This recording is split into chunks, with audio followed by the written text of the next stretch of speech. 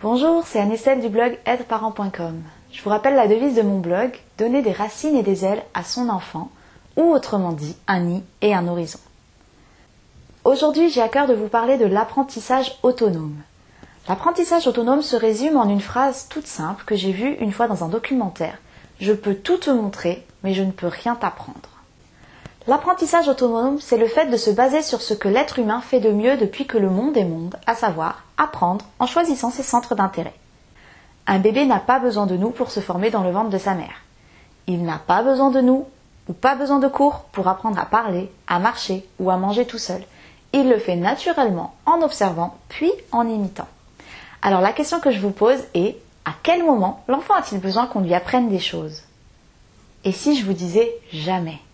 Et si je vous disais qu'en n'obligeant pas un enfant à apprendre, il le fera quand même, quand il en aura envie, quand il aura besoin, quand cela l'intéressera et surtout quand son cerveau sera mature et prêt pour cet apprentissage-là. Et si je vous disais qu'en plus il apprendra plus vite, tout en conservant son enthousiasme?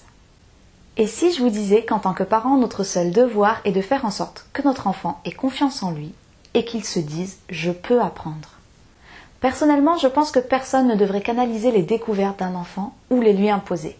Les enfants sont des géants, ils ont des capacités inimaginables. Ils ont en eux des forces exceptionnelles, des dons et des talents uniques. Lorsqu'on choisit de ne pas mettre le couvercle sur la marmite bouillonnante qu'ils sont, ils deviennent alors un feu d'artifice à eux tout seuls.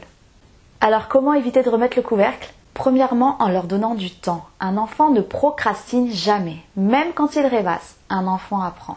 Deuxièmement, en leur donnant de la liberté de s'intéresser à ce qu'ils veulent et d'apprendre ce qu'ils veulent, la liberté de découvrir et d'explorer à leur rythme, la liberté de s'auto-réaliser et d'être autonome.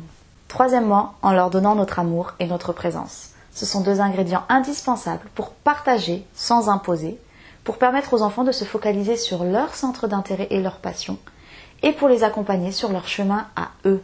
L'apprentissage autonome, c'est le fait de ne pas séparer les apprentissages de la vie réelle. On apprend tout le temps et surtout, on apprend avec plaisir. Apprendre avec plaisir, ça fait envie, n'est-ce pas?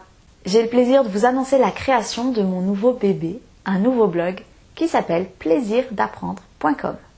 En fait, c'est bien plus qu'un blog, c'est une plateforme, c'est un lieu de connexion, un site où vous pourrez trouver des outils et surtout un endroit où on apprend avec plaisir et avec enthousiasme. Je vous invite à le découvrir maintenant en cliquant sur le lien qui s'affiche. Si cette vidéo vous a plu, alors n'hésitez pas à cliquer sur j'aime juste en dessous de la vidéo et à vous abonner à la chaîne.